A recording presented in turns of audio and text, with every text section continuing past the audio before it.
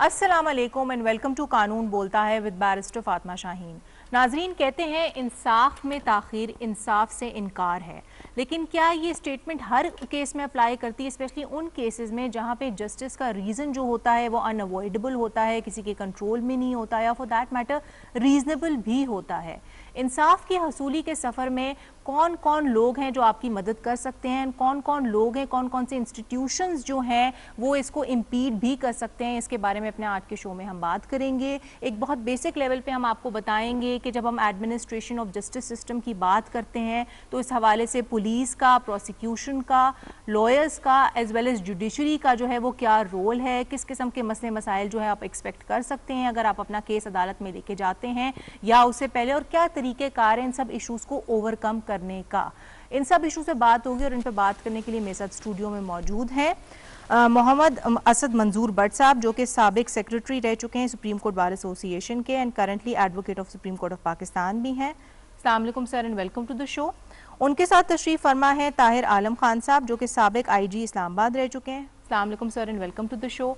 और मेरी तीसरी पैनलिस्ट फॉर टुडेज शो हैं साबिक assistant advocate general Punjab along with being the former finance secretary high court bar की and she's also an advocate of the Supreme Court of Pakistan, Miss Rabia Bajwa। अस्सलाम वालेकुम जी and welcome to the show. Asad साहब, मैं चाहूँगी for starters show की शुरुआत जो वो आपसे हम करें।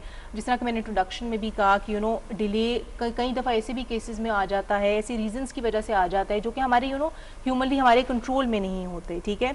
सो ये आप बताएं from the legal yard stick कि जब हम बात करते हैं कि डिले हो रहा है तो किन केसेस में आप कह सकते हैं कि जी इस डिले की वजह से वाकई में जस्टिस इम्पीड हुआ, और किन केसेस में आप कह सकते हैं नहीं ये रीजनेबल डिले था, इससे जस्टिस जो है वो एडवर्सली इफेक्ट नहीं हुआ। आपने जो टॉपिक सिलेक्ट किया है और पब्लिक का परसेप्शन इसके बारे में बड़ा डिफरेंट होता है। जो चीज़ हाईलाइटेड होती है समटाइम्स वो समझते हैं कि यही रीज़न होगी डिले की और उसकी वजह से जस्टिस डिनाइड हो रहा है, लेकिन प्रैक्टिकली अगर देखा जाए कि हर केस की अपनी एक वाक़यात और सर्कमस्टांसेस और सिचुएशंस होती हैं और इसमें सबसे बड़ा कंट्रोलिंग पॉइंट जो है वो कोर्ट है। बिल्कुल, क्योंकि कोर्ट एक ऐसा इम्पार्शियल इंस्टीट्यूशन है जो प्लेंटिफ सिविल साइड पे हो और डिफेंडेंट उन दोनों को रेगुलेट करता है। इसी तरह क्रिमिनल केसेस में भी जो कोर्ट है वो कंप्लेनेंट और एक्यूज साइड को हैंडल करता है। तो उसमें मोस्ट ऑफ द टाइम तो अक्सर जो हमारे यहाँ पे रिवाज है बेसिकली इस वजह से ज़्यादा डेट्स पड़ जाती हैं कि कोई ना कोई रीजनेबल काज बताई जाती है। जी अच्छा सर, यहाँ पे आपने बड़ा आपके व्यू में कोर्ट जो है वो सबसे इम्पोर्टेंट है इंस्टीट्यूशन जब हम बात करते हैं डिस्पेंसेशन ऑफ जस्टिस की, लेकिन at the same time the question remains reasonable भी हो सकता है, अनअवॉइडेबल भी हो सकता है, कोविड में पेंडेमिक भी हो सकता है, कुछ भी हो सकता है फॉर दैट मैटर। तो कानून में एक आम आदमी के लिए अगर आप लोगों को ये मैसेज देना चाहेंगे तो आप क्या कहेंगे कि डिले कितना होना चाहिए for it to be able to be constituted कि हाँ भाई इसने जस्टिस को इम्पीड किया है? क्या डिफरेंट कवानीन डिफरेंट टाइमलाइंस ले डाउन करते हैं? ऐसा नहीं है। देखिए, चाहे सिविल मैटर हो या क्रिमिनल हो, किसी भी लॉ में कोई भी ये टाइम नहीं लिखा हुआ कि इतना टाइम से पहले काम नहीं हो सकता। अच्छा, अब ये बातें ऐसी है ना कि जो फॉर एग्जाम्पल 6 माह से आगे ना जाए, लेकिन 6 माह से पहले होने से तो रुका नहीं है। बिल्कुल sir, coming to you sir के तो ओपिनियन में उनको लगता है कि जो जुडिशरी है that is the hall mark of administration of justice and वही केसेस दिस वे और दैट वे जो है डिसाइड करती है। लेकिन सर आप you win in such a senior position in the police, तो आप पुलिस की क्या इन्वॉल्वमेंट देखते हैं इन द एडमिनिस्ट्रेशन? मेरा ख्याल है कि पुलिस अगर अक्यूज के खिलाफ जल्दी चालान सबमिट नहीं करेगी, उसमें ताखीर कर देगी, सुस्ती का शिकार रहेगी या एविडेंस ढूंढने में देर कर देगी, जिसकी बात का वाकई एक्सप्लेनेशन भी दी जा सकती है कि क्या वजह थी। तो अगर पुलिस डिले करेगी तो ट्रायल देर से शुरू होगा। अब ट्रायल के लिए 5-6 चीज़ों का होना बहुत ज़रूरी है जी सर। मसलन प्रिजाइडिंग अफसर, जज, उसके बाद अक्यूज्ड का होना, उसके बाद जो अक्यूज्ड के डिफेंस काउंसिल का होना, प्रोसिक्यूटर का होना, उसके बाद सिर्फ यही नहीं, केस प्रॉपर्टी फर्ज किया उसने वेपन को यूज़ किया उसका मौजूद होना। तो ये तमाम चीज़ों का अक्सर औकात ट्रायल के दौरान, ख़ास तौर पर क्रिमिनल ट्रायल के दौरान कोई ना कोई चीज़ मिस होती है। सर बिल्कुल आपका अपना व्यू पॉइंट है, लेकिन मैं चाहूंगी कि पुलिस का नैरेटिव जो आपने बयान किया है कि ये सारी चीज़ें होती हैं तब भी वो आगे चीज़ें प्रोसीड कर सकती है, और अगर डिले आएगा तो वो भी इन्हीं चीज़ों की वजह से हो सकता है।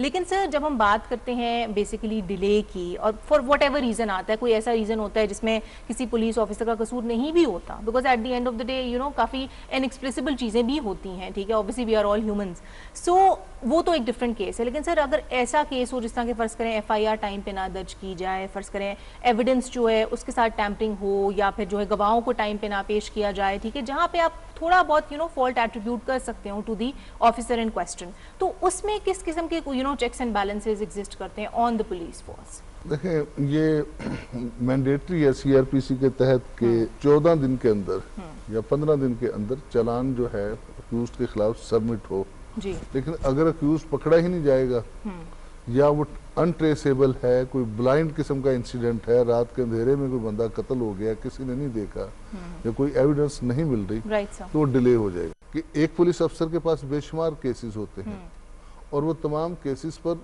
तवज्जो नहीं दे पाता, और फिर उन्हीं केसेस पर तवज्जो देगा जो कि किसी सीनियर ने उसे कहा होगा। ताहिर साहब ने बेसिकली कहा कि ऑफ कोर्स फैक्टर्स डिक्टेट करते हैं कि किस केस को कितनी इंपॉर्टेंस मिलती है और वो कितनी जो है इंपॉर्टेंस ले जाता है, ठीक है ना, मतलब ऑफ कोर्स अगर मीडिया में एक चीज़ आ गई है या किसी भी बंदे का कोई पर्सनल इंटरेस्ट है एक केस में, तो वो उसको ज़्यादा अटेंशन देगा बनस्बत बाकी केसेस के। आई थिंक लॉयर्स में भी ये एक डिसाइडिंग फैक्टर्स होते हैं जिसकी वजह से इनएविटेबली जो हमारा सिस्टम है डिस्पेंसेशन ऑफ जस्टिस का वो अवॉइड होता है। तो इस पे आपकी क्या राय है? देखिए, मैं तो बिल्कुल ऐसा नहीं समझती। अच्छा। क्योंकि जो रिस्पॉन्सिबिलिटीज अगर आप देखें कानूनी तौर पे, तो उसमें कोई इस तरह की बाइफर्केशन नहीं है क्योंकि मीडिया पे आएगा तो पुलिस ने करना है, वो पुलिस को करना पड़ता है। अनफॉर्चुनेटली अगर आप जुडिशल सिस्टम की तरफ जाए, क्रिमिनल जुडिशल सिस्टम की तरफ, आप जितना भी अभी तक के रिसर्चेस को देख लें तो उसमें बड़ा पिवटल रोल है पुलिस का है, लेकिन अनफॉर्चुनेटली वो उस तरह अपना रोल प्ले नहीं करते कि चलान 15 दिन में 14 दिन में जमा होना होता है। आप ये देखिए, इन्हीं से पूछ लीजिए कि कितना डाटा अवेलेबल है कि पूरे टाइम पे पेश हुआ चलान, एक बात। और दूसरी बात ये है कि अगर पेश हो भी जाए तो क्या वो मुकम्मल चलान है, और वो ये बगैर किसी मतलब उसको क्या कानून के तहत वो दुरुस्त चलान है कि collection of evidence basically police की रिस्पॉन्सिबिलिटी है। सर आपकी तरफ मैं आऊंगी, इसमें आई थिंक आपका बड़ा एक अहम पर्सपेक्टिव होगा सिंस आप बार पॉलिटिक्स में बहुत एक्टिवली इन्वॉल्व रहे हैं। जी, इसमें जो मैंने शुरू में बात की थी ना कि कोर्ट इसको बहुत ज़्यादा रिजॉल्व कर सकती है, मैं आज की मिसाल देता हूँ। मेरा एक केस था, मैं उसमें पेश हुआ अपने क्लाइंट्स के बिहाफ पे, तो दूसरी पार्टी के लॉयर बिजी थे, वो दूसरी अदालत में थे। अब जज साहब ने समझते हुए केस की नौयत को कि इसको आज डिसाइड होना चाहिए, तो उन्होंने ये नहीं किया कि इसकी 10 दिन की डेट डालें, उन्होंने कहा जी आप उनको बुला के लाएं, ये आज होना है। तो वो लॉयर जो थे दूसरे बड़े बिजी लॉयर हैं वो भी, तो उनको आना पड़ा। तो अगर कोई इंटरेस्ट होता भी है किसी का, चाहे पॉलिटिकल इंटरेस्ट हो, चाहे मॉनेटरी इंटरेस्ट हो, कुछ भी हो, कोई लॉयर हो या कोई पुलिस ऑफिसर भी हो, मतलब मेरे इल्म में है कि अगर FIR हो गई, चलान नहीं आ रहा, तो आपके पास इख्तियार, आप एप्लीकेशन दें, इलाका मजिस्ट्रेट को, वो तलब कर लेगा, चलान भी क्यों लेके बैठे हुए। सो जुडिशरी को मैं मिलाइन नहीं कर रहा, मैं कह रहा हूँ जुडिशरी अपनी जिम्मेदारी पे आ जाए तो सारे जो करेक्टर्स है ना जी, लॉयर है, चाहे वो डिफेंस लॉयर है, चाहे वो मैं समझ रही हूँ सर कि वो इन ऑर्डर हो जाएगा पोजीशन ऑफ पावर में। लेकिन सर मेरा एटलीस्ट एज अ लॉयर इस पे थोड़ा सा डिफरेंट नैरेटिव है। आई थिंक सब अपनी अपनी जगह, चाहे वो लॉयर्स हो, चाहे वो जुडिशरी हो, चाहे वो पुलिस के लोग हो, चाहे वो सिविल सोसाइटी हो, पब्लिक एट लार्ज भी, सबका अपना एक रोल है, हमें रिस्पॉन्सिबिलिटी डिवाइड करने की जरूरत है। आई डोंट थिंक आप ही की बात को मैं थोड़ा सा आगे लेके चलूँ, अगर फर्ज करें एक जज के पास ही केस ऐसा आता है, ठीक है, जो कि नीचे से सही नहीं इन्वेस्टिगेट होकर आया, जिसकी प्रोसिक्यूशन जो है वो स्ट्रॉन्ग नहीं है, ठीक है, तो वो उसके ऊपर क्या डिसीजन दे सकता है अगर एक बंदा जो है, तो ये चीजें नीचे से ऊपर तक ट्रैवल करेंगी ना सर। ये थोड़ा सा चेंज हो गया, हम पहला पोर्शन रख रहे थे जस्टिस डिलेड, जस्टिस डिनाइड, हम ये प्रोपोजिशन लेके चल रहे हैं कि केस बिल्कुल ठीक है और उसके ऊपर जो है डिले हो रहा है, तो उसका मैंने जवाब दिया। अब फर्ज करें डिफेक्टिव इन्वेस्टिगेशन, वो खान साहब ने खुद भी हाईलाइट कर दिया कि जब पॉलिटिकल इंटरवेंशन होगी या कोई और चीज़ हो जाएगी तो हो सकता है। बहरहाल उस पर मेरा व्यू ये है कि जो पुलिस हो, चाहे FI हो, चाहे नैब हो, दे आर जज ऑन स्पॉट, मौके पे जो चीज़ हो रही होती है, दे आर द बेस्ट जजेस, एंड उनकी जो वर्किंग होती है वो जाके अदालत में जाके given the right evidence, they are given the accurate picture, because उनको तो नहीं पता कि उसके बिहाइंड क्या फसाद है। अब मैं यही गुजारिश करने लगा था कि बेसिकली अगर पहला जज ऑन स्पॉट सही चीज़ें ऑब्जर्व कर लेता है तो उसी वर्किंग को हम बाद में कलेक्शन ऑफ एविडेंस का नाम देते हैं, फिर सबमिशन ऑफ चलान होता है। जो जज होता है ट्रायल कोर्ट का, वो ये नहीं कहता कि मेरी राय में ये बेगुनाह गुनाहगार है, वो कहता है prosecution has been succeeded in proving the case और prosecution has been failed to proving the case. So वो जज ऑन स्पॉट की वर्किंग को यस और नो कर देता है। जी सर, आप इस पे कुछ कहना चाह रहे हैं? जी, मैं ये कहना चाह रहा था कि चलें डिफेक्टेड इन्वेस्टिगेशन वाले केस तो एक तरफ रख लें। आप मैडम ने बात की है डाटा की, आप पूरे पाकिस्तान के तमाम अजला का डाटा निकाल के देख लें, आप देखेंगी कि अगर पुलिस के पास उस ज़िले में 1000 केस अंडर इन्वेस्टिगेशन हैं तो उसी ज़िले की जो जुडिशरी है उसके पास 20,000 केस अंडर इन्वेस्टिगेशन मिलेंगे। बहुत बड़ा फ़र्क है। और सर ये स्टैटिस्टिक्स वेरी करेंगे डिफरेंट जुरिसडिक्शंस में। अमूमन पुलिस का जो पुलिस के पास इतना ज़्यादा नहीं बर्डन होता जितना कि कोर्ट्स के पास होता है। उसकी वजह ये कि पुलिस वाले दिन रात काम करते हैं, उनके कोई ड्यूटी आवर्स नहीं है, वो छुट्टी वाले दिन भी काम कर रहे होते हैं। असल में इसमें और वजूहात भी हैं कि जजेस की तादाद कम है, बिल्कुल, और फिर उनके ऊपर जो हमारी बहुत ही ज़्यादा लायर कम्युनिटी का जो प्रेशर है वो हर जज सस्टेन नहीं कर सकता। जी, इसमें बार बेंच रिलेशनशिप भी बहुत इंपॉर्टेंट। लेकिन सर मैं चाहूंगी बिकॉज आप पुलिस का नैरेटिव रिप्रेजेंट करें ऑन द शो, सो आप ये बताएं, बिकॉज शो का जो हमारा बेसिक मकसद है वो लोगों को एजुकेट करना है about the issues at place और किस तरह से उनको टैकल कर सकते हैं, वे फॉरवर्ड इसमें क्या है। इन्वेस्टिगेशन की हम बात करें, इन्वेस्टिगेशन की ही बेसिक जिम्मेदारी आती है एडमिनिस्ट्रेशन ऑफ जस्टिस में ऑन पुलिस ऑफिसर्स और लाइक योरसेल्फ। इन्वेस्टिगेशन को हम कैसे इंप्रूव कर सकते हैं, चाहे वो टेक्निक के फॉर्म में हो, अब चाहे वो फॉर दैट मैटर अदरवाइज वो पुलिस ऑफिसर्स की जो ट्रेनिंग है, उनकी कैपेसिटी बिल्डिंग है, उसके थ्रू हो। डेफिनेटली इसमें ट्रेनिंग का बहुत बड़ा रोल है राइट सर, इन्वेस्टिगेशन के लिए। और मैं इसमें सीनियर ऑफिसर्स को ज़्यादा जिम्मेदार समझता हूँ जी। उन्हें साथ साथ एजुकेट करना होता है अपने सबॉर्डिनेट्स को। और जब सीनियर ऑफिसर को खुद ही तफ्तीश का नहीं पता होगा, मैंने ऐसे सीनियर ऑफिसर देखे हैं कि उनके सामने अगर पुलिस की मिसल कहते हैं हम फाइल को, वो मिसल चली जाए तो उन्हें पता नहीं होता कि कौन सा हिस्सा चेक करूं और किधर करूं। तो उसे ना सिर्फ खुद उससे आगाह होना है इन्वेस्टिगेशन से मुकम्मल तौर पर, बल्कि उसे अपने सबॉर्डिनेट्स को गाइड करते रहना है, उसको चेक रखना है। जब वो थाने का विजिट करे तो वो देखे, बड़ा ज़बरदस्त सिस्टम है कि जस्ट एक FIR देखकर और FIR के साथ लगे हुए जो अटैच पेपर है, FIR का जो पिछला पेपर इंडेक्स पेपर है, वो देखकर आप अंदाजा लगा सकते हैं कि कितने दिन हो गए इसने ज़िमनी नहीं लिखी, कितने दिन हो गए तफ्तीश नहीं की, रिकवरी नहीं हुई। तो सीनियर ऑफिसर्स अगर अपना रोल प्ले करते रहें तो शायद उससे काफी इन्वेस्टिगेशन का क्वालिटी और स्टैंडर्ड्स काफी बेहतरी आ सकती है। आपकी तरफ मैं आऊंगी बिकॉज आई थिंक इसका एक बड़ा इंटरेस्टिंग नैरेटिव ये भी निकलता है रबिया कि अगर फर्ज करें एक आम बंदा जो है जाता है अपनी इन्वेस्टिगेशन करवाता है for any offence with the police officer, ठीक है, और वो सो टू स्पीक खुश नहीं है ना उस क्वालिटी ऑफ इन्वेस्टिगेशन से जो सामने आई है या फॉर दैट मैटर उस कॉन्डक्ट से पुलिस ऑफिसर का जो उसके साथ है, तो क्या उसके पास पावर्स हैं कि वो ट्रांसफर करा दे? जी बिल्कुल, इन्वेस्टिगेशन को चेंज करवाया जा सकता है। पुलिस ऑर्डर के अंदर प्रोविजंस मौजूद हैं 18(6) और उसके तहत 2-3 बार आप इन्वेस्टिगेशन जो है IG के लेवल तक वो चेंज हो सकती है। लेकिन बात ये है कि एक तो हर वक्त ये होता नहीं है कि हर पार्टी वो भी फिर जुडिशियल स्क्रूटनी के सब्जेक्ट टू जुडिशियल मतलब पूरा एक प्रोसेस पर राइट अवेलेबल है, बिल्कुल राइट अवेलेबल है। लेकिन बात ये है कि सिर्फ ये सोल्यूशन नहीं है कि इन्वेस्टिगेशन चेंज कर लें।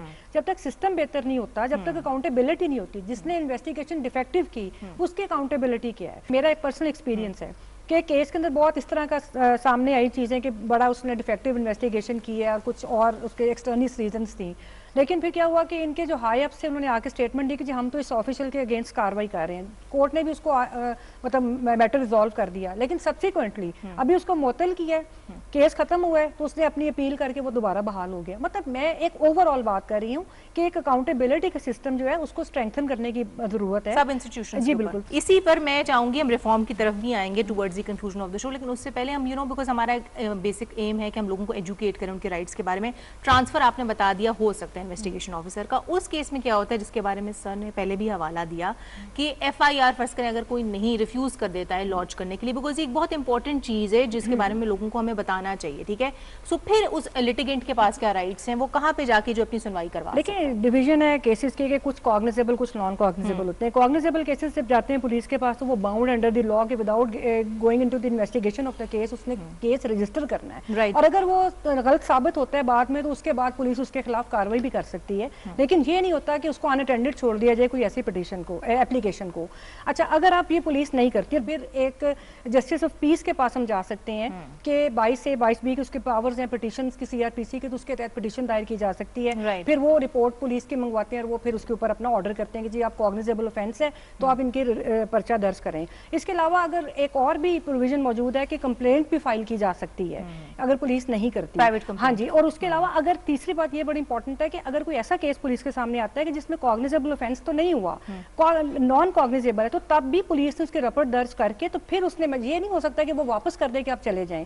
तो मैकेनिज्म तो पूरा मौजूद है, लेकिन बार बार वही बात आ रही है कि उसकी इम्प्लीमेंटेशन जो है ना, वो बहुत ज्यादा कमजोर है। बहुत सही बात की, accountability, implementation, strengthening and I also think awareness is a very important thing. Sir coming to, I think इसमें इट्स वेरी इंपॉर्टेंट कि हम मीडिया का जो एक रोल है उस पर भी बात करें कि मीडिया जो है किस तरह से एडमिनिस्ट्रेशन ऑफ जस्टिस सिस्टम, जब हम इंसाफ की हसूली की बात करते हैं उसमें क्या किरदार अदा करती है? ऐसे 2 पॉइंट ऐसे हैं जिसपे मीडिया को आना चाहिए और बाकी सारी चीज़ों से अवॉइड करना चाहिए। जी, फॉर एग्जांपल कोई डिसीजन आ जाता है कोर्ट का, उस पर तो मीडिया में क्रिटिसिज्म हो सकता है अंडर द लॉ, उसमें कोई मसला नहीं है। और मैं समझता हूँ उससे उसके प्रॉज एंड कॉन को जब आप तजिया करते हैं, बात करते हैं, तो पब्लिक की अवेयरनेस बढ़ेगी। It can be good judgment, it can be bad judgment, और उसके अगेंस्ट अपीलें भी जाती हैं। सर लेकिन ये वाली बात बहुत इंपॉर्टेंट आपने पिन पॉइंट की, डिसाइडेड केस होना चाहिए, ठीक है? किन चीजों पे मीडिया कमेंट नहीं कर सकता? अच्छा, अब जो प्रोसीडिंग्स हो रही होती हैं, प्रोसीडिंग्स की इतला हो जाना तो होना चाहिए कि आज ये हुआ, बट ये इस वजह से हुआ, उसकी मेरिट्स पे कमेंट करना वो नहीं करना चाहिए। बिल्कुल आपने सही समझा लोगों को कि इन्फ्लुएंस जो करे जज की जजमेंट को या पूरा कोर्स ऑफ द केस को दिस वे और दैट वे डिसाइड करने के लिए। लेकिन मेरा ख्याल है कि जनरली मीडिया का एक एडवांटेज भी है, बिकॉज बहुत सारे ऐसे केसेस जिनको अदरवाइज हाइप नहीं मिलती और मिलनी चाहिए, जिस तरह इतने ऑफ लेट रेप केसेस सामने आए, चाइल्ड अब्यूज केसेस सामने आए, मीडिया को क्रेडिट जाता है। नहीं, वो जाता है, उस पर नहीं हम कह रहे। मिसाल के तौर पे अब एक इवेंट रिपोर्ट हो गया मीडिया में, ये मीडिया का राइट है कि उसको हाईलाइट करे ताकि कंसर्न क्वार्टर्स एक्टिव हो जाएं। अब जब मीडिया में आने की वजह से वो हाईलाइट हो गया, पुलिस एक्शन में आ गई, गवर्नमेंट एक्शन में आ गई, FIRs हो गई, आगे चलान है और आगे वो चीजें उसकी इतला जाए, लेकिन उस पर डिस्कशन ना हो। जब वो डिसीजन आ जाए उसके बाद आप उसको क्रिटिसाइज कर बिल्कुल सकते हैं। सर आपकी तरफ मैं आऊंगी, सवाल है, आई थिंक ये बहुत इंपॉर्टेंट चीज है, बिकॉज पुलिस और मीडिया का भी थोड़ा सा आई थिंक लव हेट एक रिलेशनशिप है दैट वे। सो आप मीडिया के रोल को किस तरह से देखते हैं? मीडिया का पॉजिटिव रोल भी है, जैसा कि सर ने वजाहत की, लेकिन नॉर्मली मैंने देखा है कि मीडिया जो है पुलिस के काम में रुकावट डालता है। कोई भी फर्ज के कोई बम ब्लास्ट हो जाए, कोई और इस तरह का इंसिडेंट हो जाए, वो इतनी जल्दी पहुंचते हैं और पहुंचने के बाद वो पुलिस का कहना नहीं मानते।